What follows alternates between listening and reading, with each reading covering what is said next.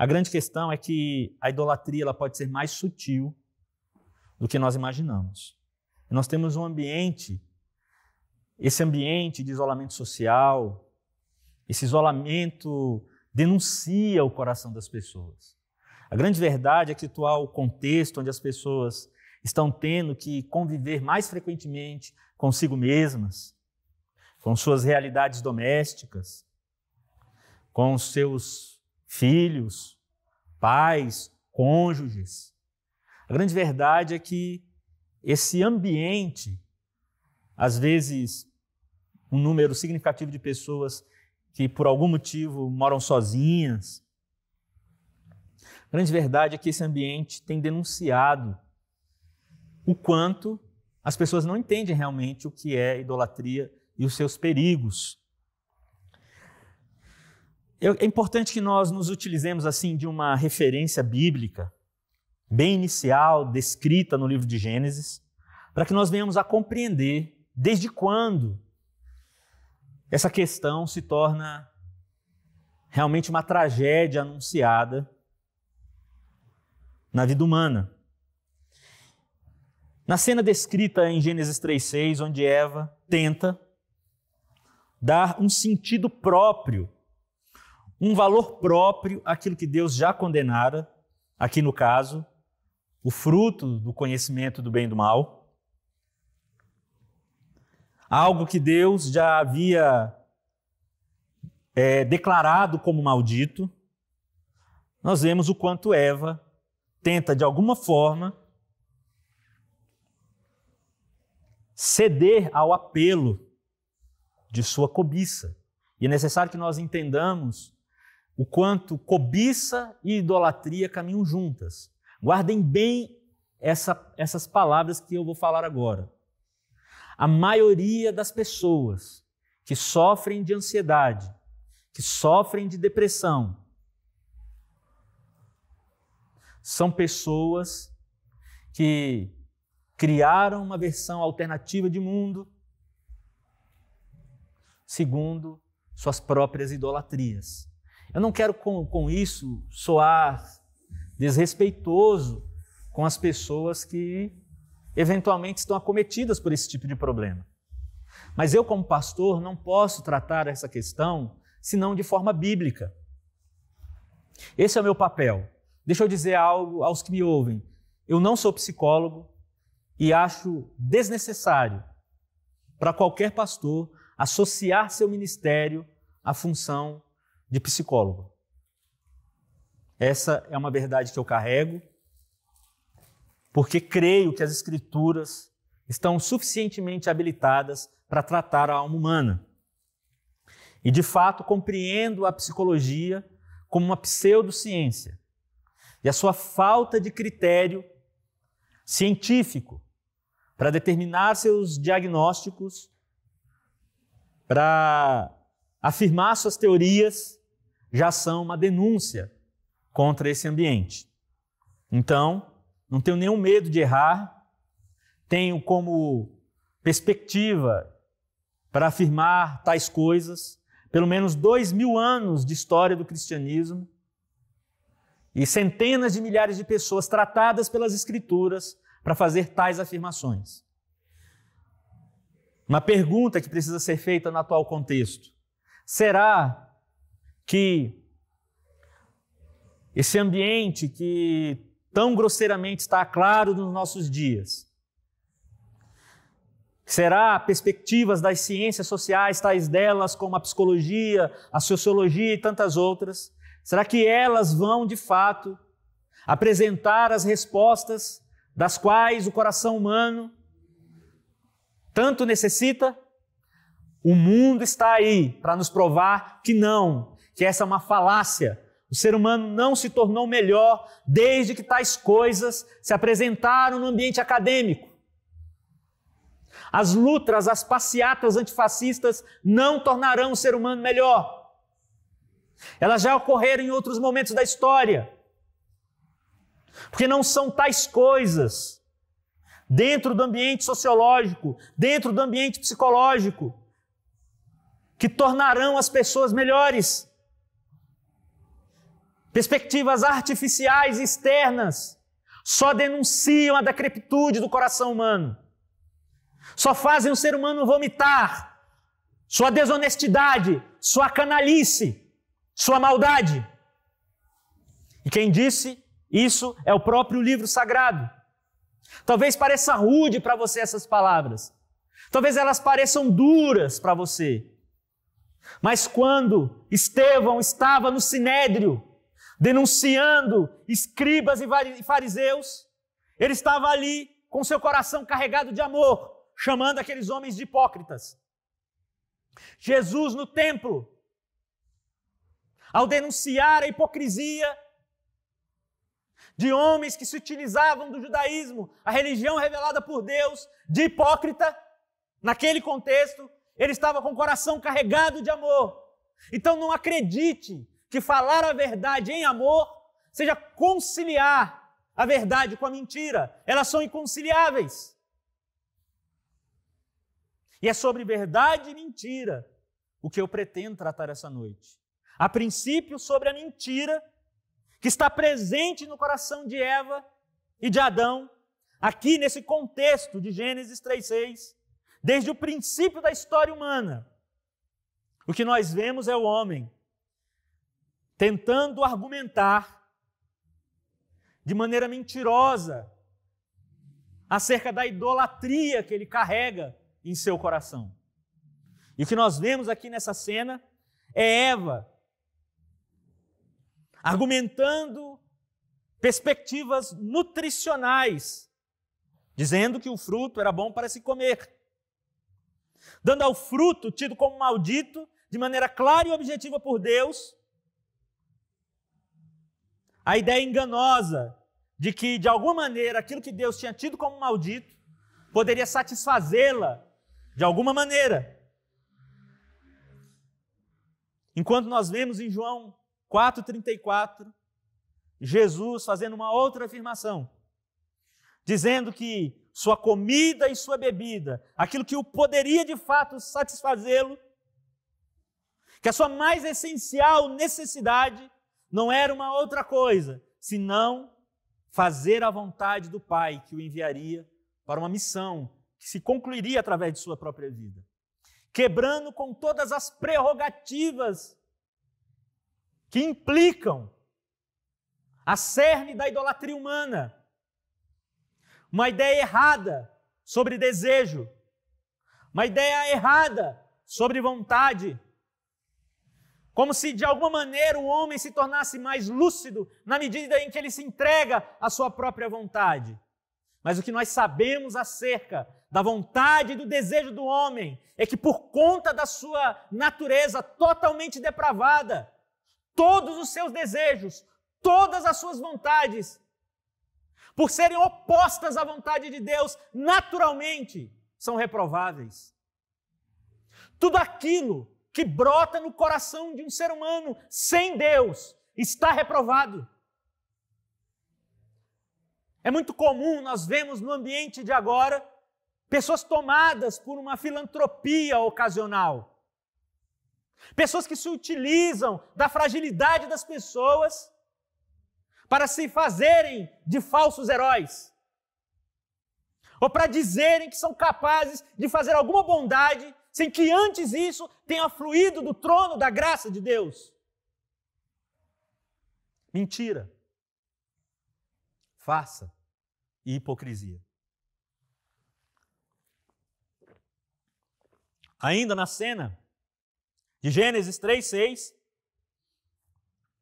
vemos no decorrer do texto Eva apresentar o argumento estético, dizendo que aquele fruto do qual Deus havia chamado de maldito, declarando que a sentença acerca da desobediência deles em relação ao olhar cobiçoso sobre aquele fruto lhes traria a morte. E é assim que nossa decadência interna é denunciada. É assim que o coração humano é denunciado como lugar onde o mal nasce, onde uma existência, uma interioridade, onde uma versão de mundo satanizada brota, como retrato da desobediência e da afronta ao que o próprio Deus já havia determinado. E assim agora, por conta disso, vivemos sobre um conceito estranho de estética.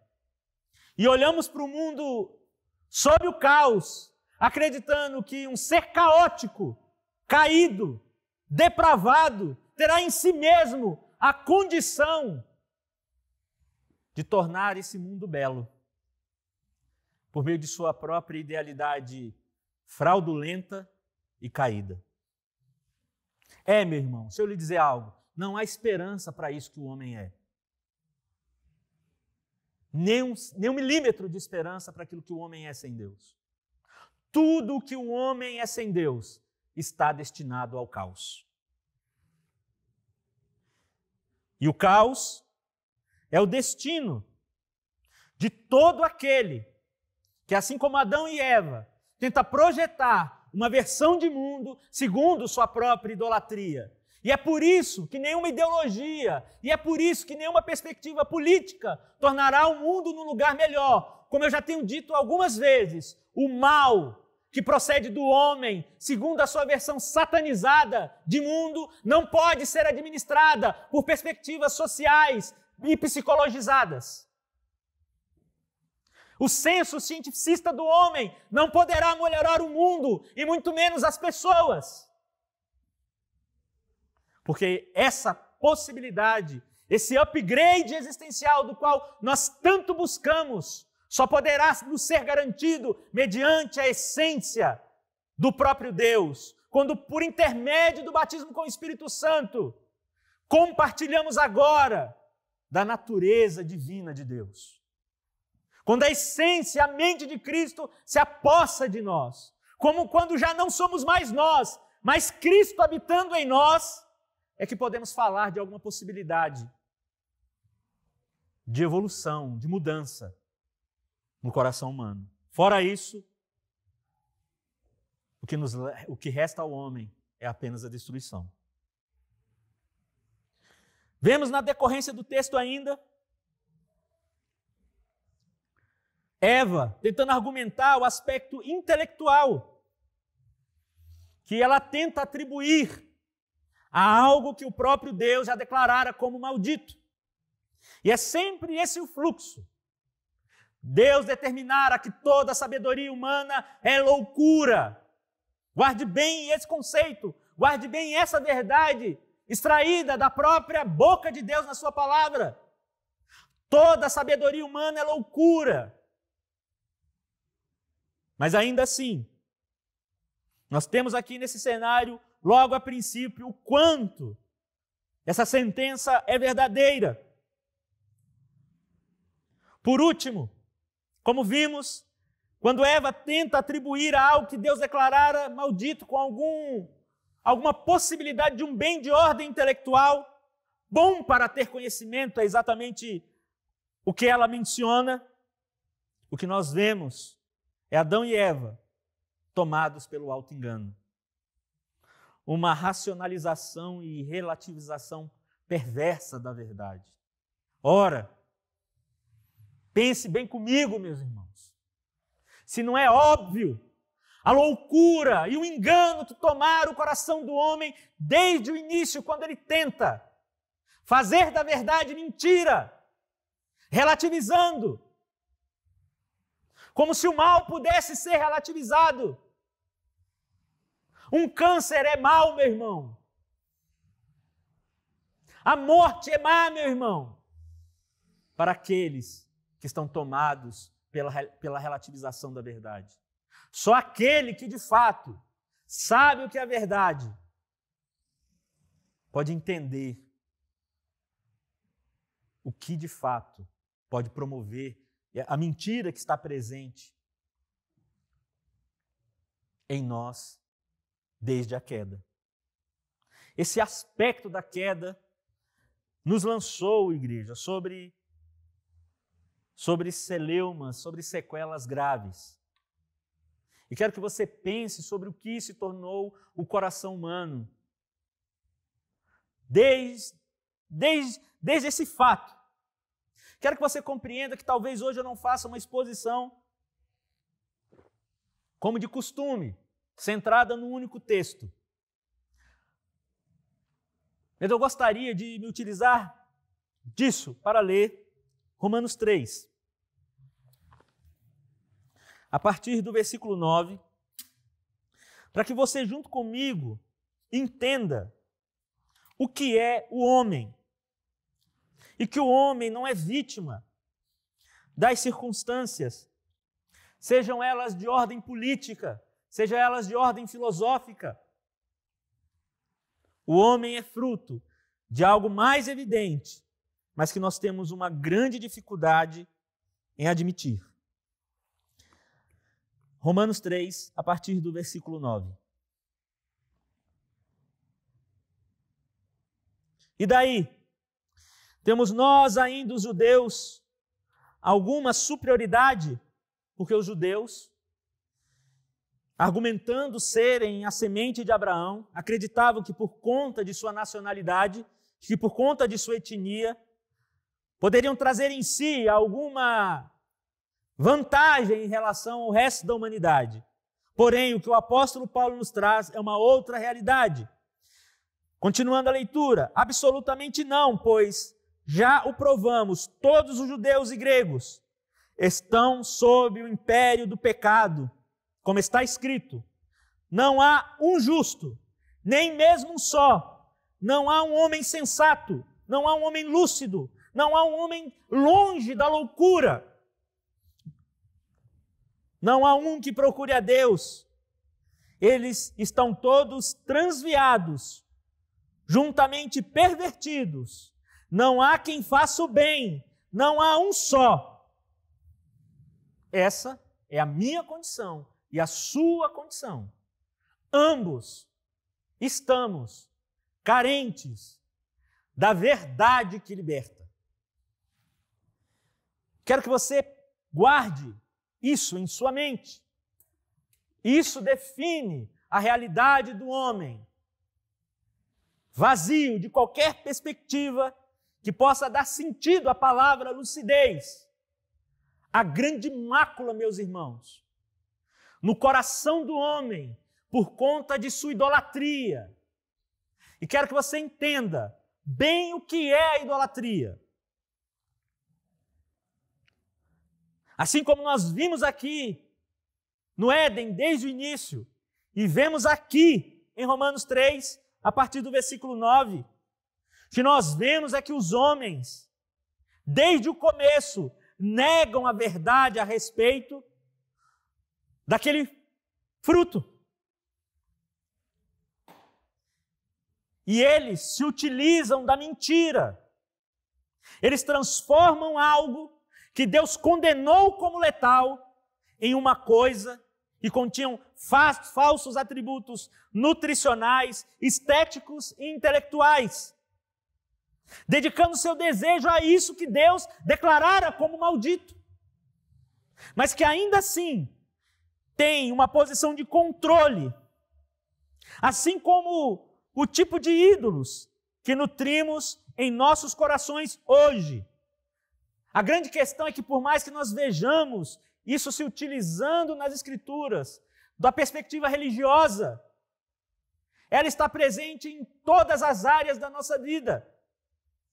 Pois o coração humano, religioso que é, e tantas vezes debruçado, dobrado, curvado diante de um paganismo essencial, usa da mesma matemática para conduzir seus corações.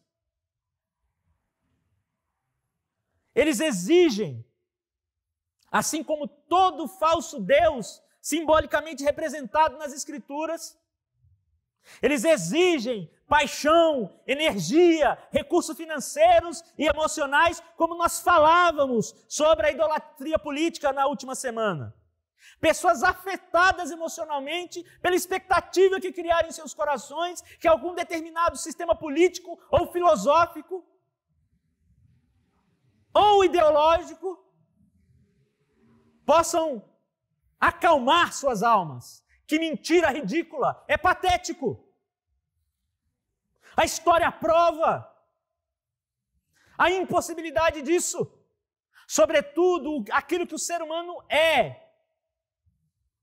Insaciável, um buraco sem fundo. Mas o pior de tudo, a idolatria humana só diz o quanto o ser humano vive afã de tentar construir um mundo sem Deus. Embora nós tenhamos a idolatria manifesta, revelada em categorias intelectuais, sociais e culturais, basta olhar para nós entendermos o que se tornou o catolicismo romano, a religião hindu e tantas outras manifestações culturais. Há alguns meses atrás nós falávamos sobre o perigo de um cristianismo meramente cultural. Ele nada mais é do que a expressão de corações que formularam uma religião vazia, mentirosa, uma falsa crença. Essa é hoje, a cultura que vivemos hoje, uma cultura idólatra, como sempre foi. Essa é uma sociedade idólatra, que tem na sua plataforma, em todos os sentidos, uma religião idólatra, onde Deus é o homem, onde a razão é uma deidade, onde a ciência é uma outra deidade. Mas o lugar de Deus se perdeu nos corações. E o que acreditávamos que colheríamos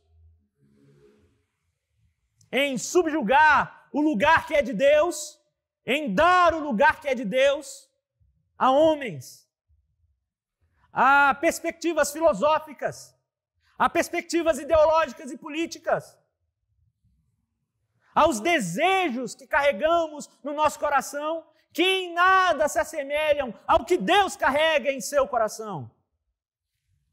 Sobretudo a justiça, sobretudo a santidade.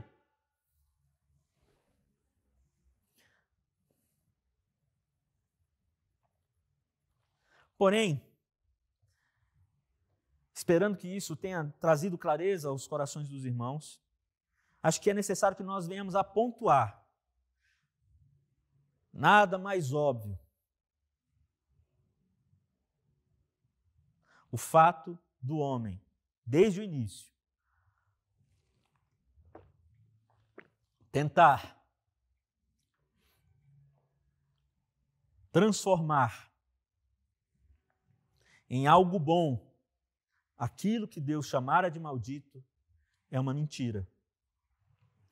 Atribuir, como geralmente nós sabemos, ou nos utilizamos dessa referência para tentar definir ou compreender a idolatria, tentar atribuir uma estátua a algum poder, como nós vemos lá em Êxodo 32, versículo 5, quando Moisés, ainda buscando a lei de Deus, o povo de Israel se utiliza de uma imagem de ouro e ainda chama claramente essa imagem de Senhor.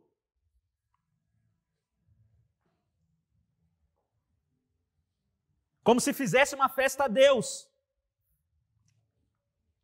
Daí nós temos a ideia do quanto as culturas pagãs servem como medida para nós discernirmos o significado disso que está presente no comportamento humano, segundo as Escrituras. Do quanto esse comportamento tomado pela negação do que é verdadeiro. Então nós vemos essa mesma perspectiva em todas as culturas pagãs, se atribuindo sempre uma imagem a certo significado. O Deus da lua, uma imagem para o Deus da lua. O Deus da chuva, uma imagem para o Deus da chuva. Quando Deus, desde Gênesis 20, quando apresenta ao povo sua lei, ele diz para que não fizéssemos imagem de coisa alguma.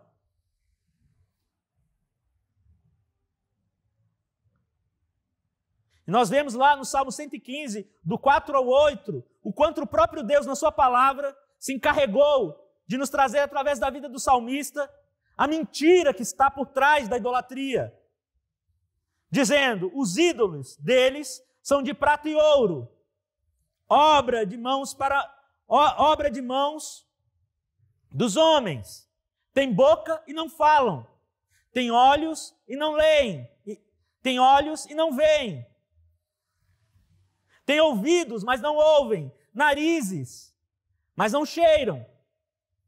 Tem mãos, mas não apalpam, pés, mas não andam, nem som algum sai de sua garganta. E a eles se tornem semelhantes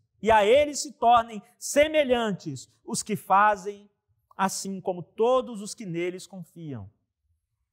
Nos tornamos, igreja, fruto do que adoramos. Se adoramos a mentira, nossa vida se torna um verdadeiro engano. E essa noite, o que eu pretendo é justamente cooperar de alguma maneira para que você possa compreender como a idolatria é uma falsa crença. O quanto ela é um engano. O quanto isso nos leva a um comportamento tomado pela insanidade. Pare para pensar na barbárie presente no atual momento. O quanto o coração dos homens está tomado pela idolatria. E o quanto isso promove no mundo um verdadeiro hospício. Mas não porque a loucura seja em si mesma uma doença, mas porque, sobretudo, ela é um problema no coração do homem, tomado pela mentira.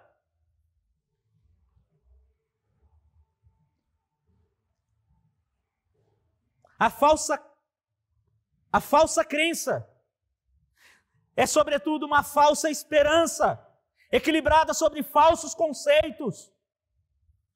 Ela está equilibrada sobre uma versão alternativa da realidade. E isso denuncia a loucura como consequência da idolatria do coração dos homens.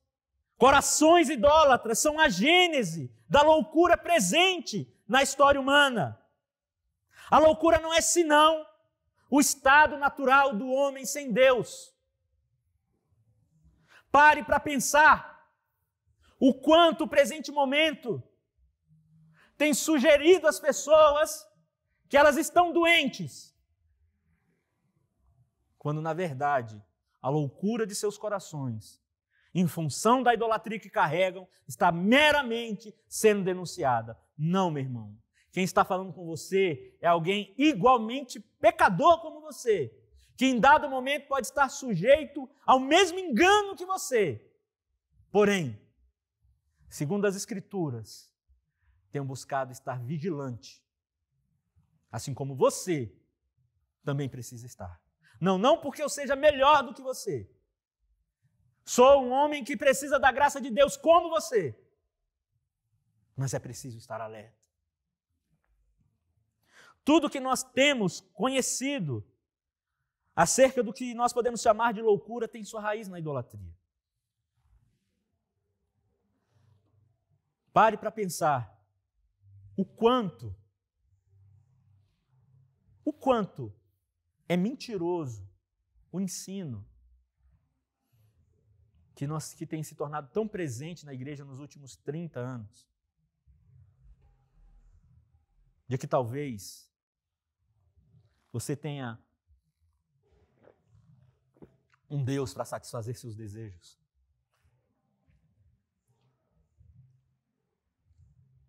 E geralmente as pessoas têm associado sua relação com Deus fundamentada nessa mentira, nessa versão satanizada de Deus, um Deus que não corresponde ao Deus das Escrituras E, de fato, isso só pode ser realmente uma grande mentira. A loucura é a máxima que define o comportamento e a essência depravada do ser humano.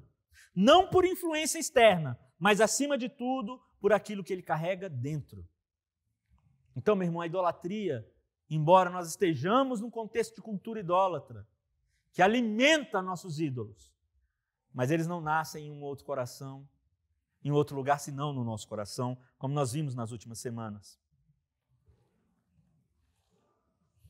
Queria que nós lêssemos Marcos 7, 21 ao 23. Leamos o texto. Porque de dentro do coração dos homens é que procedem os maus desígnios, a prostituição, os furtos, os homicídios, os adultérios, as avarezas, as malícias, o dolo, a lascívia, a inveja, a blasfema, a soberba e a loucura. Ora, todos esses males vêm de dentro e contaminam o homem. Nós vemos esse texto no livro de Marcos, onde a ênfase é justamente tratar das ações de Jesus e dos seus ensinamentos, onde de maneira muito simples nós vemos lá Jesus se movimentando e promovendo uma vida dinâmica e ativa. Nós vemos em Mateus uma outra dinâmica. Em Mateus nós vemos um livro escrito para judeus tentando trazer essa evidência de que de fato Jesus é o rei que eles haviam de esperar. Já no Evangelho de Marcos nós temos aqui um livro escrito para provavelmente romanos, para gentios. Um livro que quer nos apresentar a essência de Jesus, segundo o que nós vemos revelado no livro de Isaías. Nos apresenta esse Jesus que serve. E essa é a beleza manifesta na vida de Jesus, que mesmo sendo Deus, não se aferrou a isso. Nós vemos aqui um Jesus que veio para servir, para se sacrificar, não para ter sua vida como uma perspectiva que possa se definir por autorrealização. Ele nos ensina que devemos servir, porque Ele serviu, com a mesma grandeza de humildade, com dedicação, se considerar menor do que os outros, onde Jesus exorta-nos a lembrar que para ser grande no reino, não se trata necessariamente de ser o maior, mas sim no menor. Ele nos traz também, nesse livro de Marcos, o que representa realmente ser um cristão, não em ter suas demandas pessoais realizadas, não ter sua versão de mundo concretizada, mas, sobretudo, estar disposto a ser humilhado e oferecer sua vida por suas ovelhas.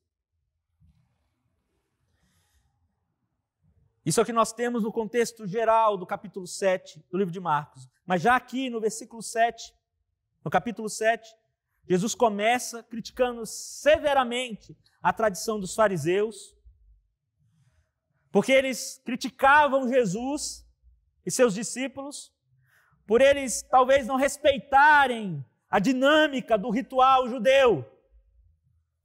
Porém, Jesus se volta para eles.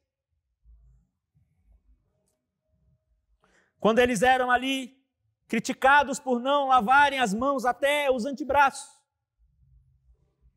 simbolizando que estavam purificados.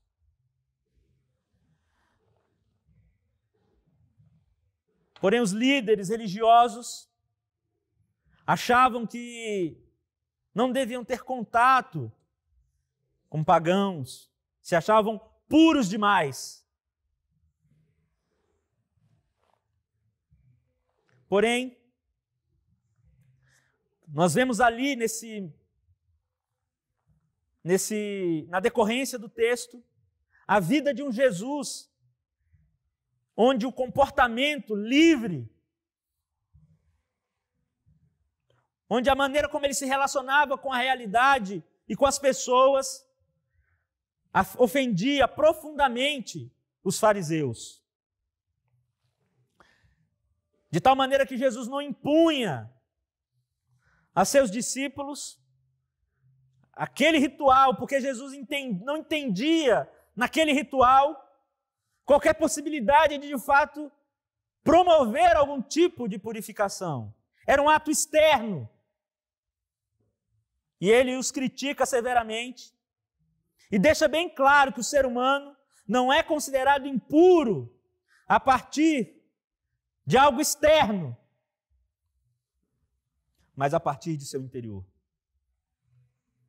O que define, de fato, quem é o ser humano são seus pensamentos, seus desejos, suas intenções, suas decisões. É isso que torna ele impuro. Isso ocorre porque nós somos movidos pelos nossos pensamentos, por aquilo que acontece de forma interna no homem. Nós somos fruto do que pensamos. Nossas ações são determinadas pelo que pensamos. Queria que você pensasse um pouco sobre isso. Somos movidos pelo que pensamos. O que pensamos determina quem nós somos. Se nós estamos, igreja, com o coração tomados pela descrição que Jesus dá aqui, em Marcos 7, 21, um coração tomado pelo mau desígnio, pela prostituição, os furtos, homicídios, adultérios, avareza, malícia, dolo, lascívia, inveja, blasfema, soberba e loucura. E é bem perspicaz a definição última, a qual Jesus atribui o fim dessa sentença. Porque um coração tomado de mau desígnio, se ele é prostituto, é porque ele tem por idolatria o lugar onde ele encontra descanso, refrigério, recompensa na prostituição. É porque ele acha que tirar as coisas dos outros, ele faz por uma medida de justiça própria. É porque se ele tira a vida das pessoas, agora ele é Deus, ele tem o direito de fazer sua justiça com as próprias mãos. Se ele adultera, é porque ele não julga que aquilo que Deus o deu como cônjuge não é o necessário, não o satisfaz. O dolo, a lascívia, a inveja, a blasfêmia, a soberba, a loucura, são todas elas fundamentadas no mesmo pressuposto, a idolatria, a falsa crença. Quando nós estabelecemos para determinadas coisas em nossas vidas um lugar que só pertence a Deus. Todas as crueldades da humanidade, toda a crueldade promovida pela mão humana, ela só tem um lugar. Ela tem uma única gênese: o homem acreditar que em função daquilo que ele adora, ele pode matar. Que em função daquilo que ele falsamente crê, lhe deu o direito de dar a tais coisas um lugar que só pertence a Deus. Porém, assim como nós vimos até agora, há um pressuposto que define essa ação: a falsa crença. Quero que você pense comigo. Há um Deus único e verdadeiro, mas toda e qualquer ideia que coloque esse Deus como secundário é uma falsa crença. E eu quero que você entenda, não se trata de perspectivas externas. Isso é uma questão que nós carregamos no nosso coração. Não se trata do ambiente de uma cultura corrupta. O nosso coração é corrupto. O nosso coração é uma fábrica de ídolos. Mas é nele que nasce a loucura. Quando nós agora damos aos homens o que pertence a Deus. Eu gostaria de pontuar alguns aspectos finais para que nós pudéssemos pensar juntos. Não é o ambiente que nos enlouquece. O ambiente nos denuncia. A loucura tem sua origem como o mais danoso dos delírios porque nega Deus como Criador. É isso que nós vemos desde o princípio. Todas as pessoas, sem exceção nenhuma, são naturalmente enganadas, fracas, carregadas de medo e sem esperança. Esse é um comportamento natural do homem. A loucura é o estado natural do homem sem Deus.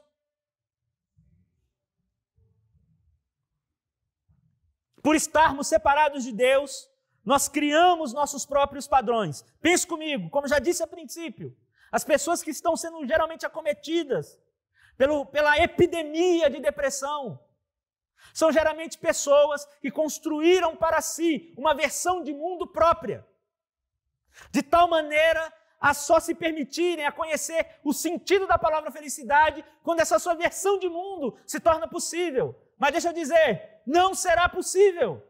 Esse mundo onde você é Deus, esse mundo onde você está no controle de todas as coisas, não será possível. Esse mundo onde você acha que será melhor, porque não existirá mais pessoas racistas, ele não será possível, porque o racismo é um pecado, está entranhado na alma humana. A desonestidade, a falta de caráter, e só há uma única coisa capaz de conter isso no coração humano: o Espírito Santo de Deus.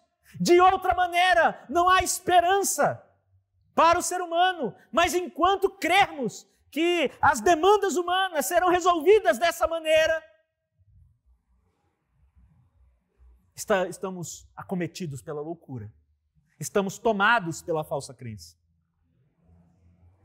Como eu disse na última semana, toda ideologia, toda filosofia humana toma para si aspectos idólatras, porque ela acredita que em si mesma poderá resolver o dilema humano. Mas isso é uma mentira. E por isso vivemos numa sociedade acometida pela loucura. Criamos nossos próprios padrões, determinamos a nós mesmos o que nos deixaria felizes. Como é que alguém que está com um coração, como o próprio Jesus descreve, um homem caído, determinando para si resoluções caídas, só poderá permanecer caído? Adão traduz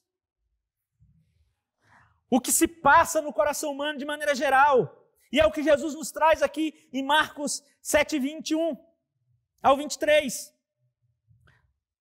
Quero que você entenda. E eu sei que muitas pessoas não vão concordar comigo, mas eu não estou preocupado.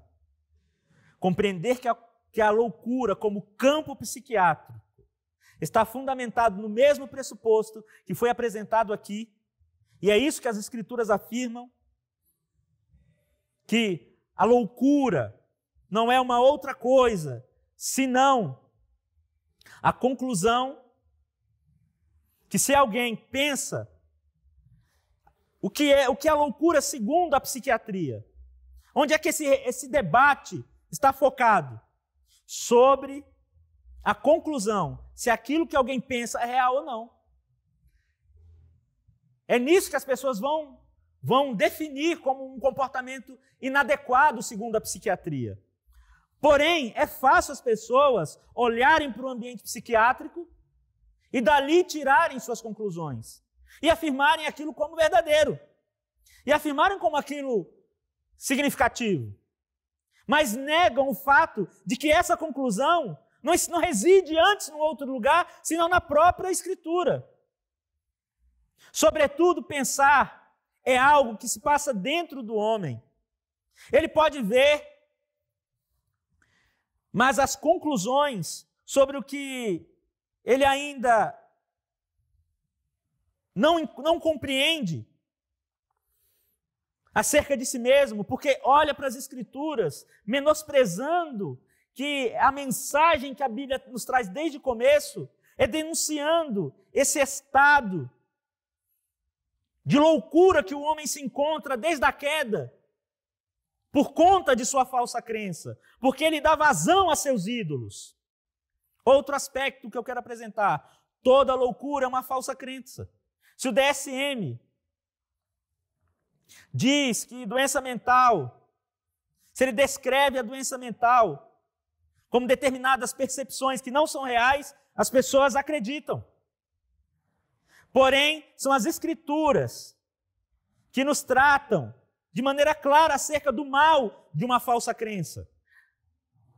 Sem nenhum medo, posso afirmar que aquilo que a maioria de doenças, de pseudo-doenças, que tratam o DSM, estão fundamentadas não em uma outra coisa, senão uma maneira fictícia de se crer e de se pensar, uma maneira enganosa.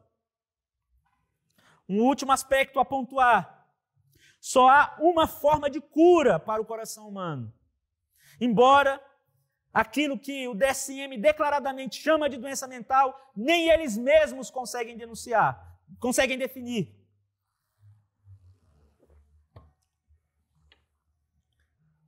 Somente a confiança na verdade moral de Deus é que pode nos garantir liberdade essencial da loucura a qual estamos acometidos, se estamos fora desse ambiente onde Deus de fato se apresenta e se estabelece como verdade. Só através do conhecimento verdadeiro de Deus é que as pessoas enganadas, é que as pessoas tomadas de falsa crença podem encontrar paz para suas almas e corrigir comportamentos destrutivos.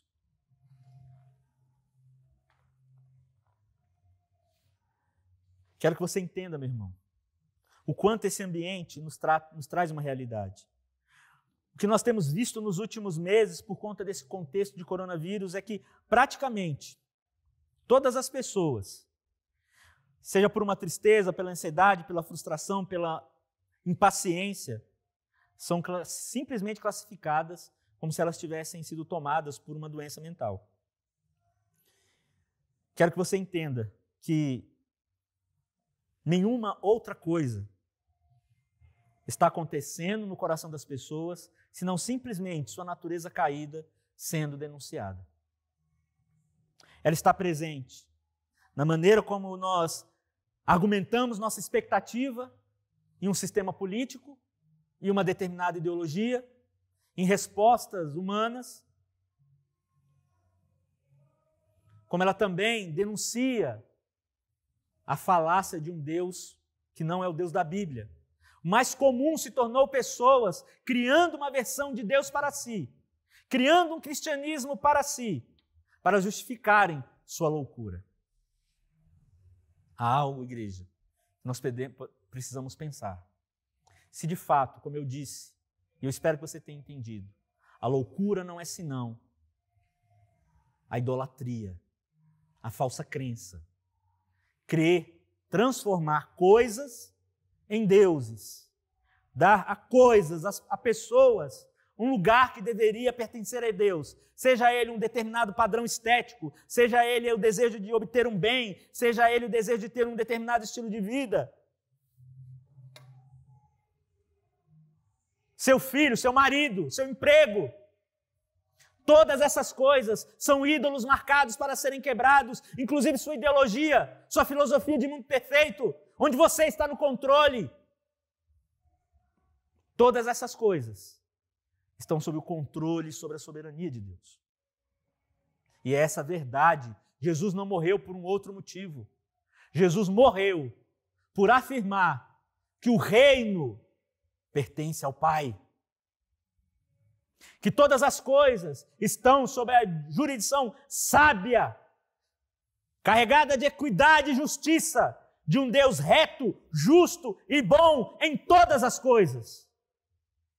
E só quando o nosso coração está plenamente voltado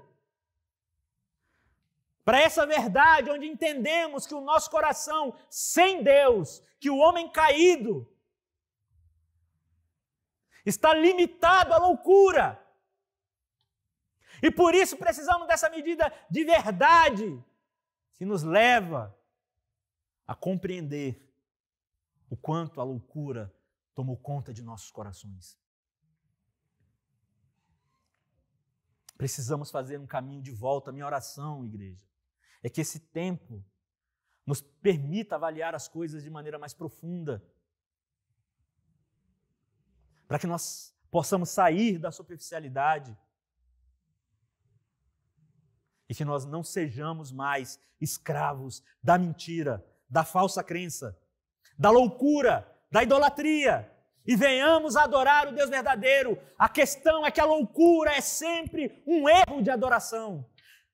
Nos tornamos aquilo que adoramos, e por adorarmos uma versão satanizada de mundo, uma versão própria de mundo, onde nós somos Deus, sofremos com isso. Mas a partir do momento que adoramos o Deus verdadeiro, como Ele merece, de maneira servil, obediente, consciente, entenderemos o porquê Ele aplica como primeiro mandamento o amor dedicado a Ele. Amarás o Senhor teu Deus com toda a tua força, com todo o teu coração e com todo o teu entendimento. Essa é a máxima, igreja, para o equilíbrio que buscamos.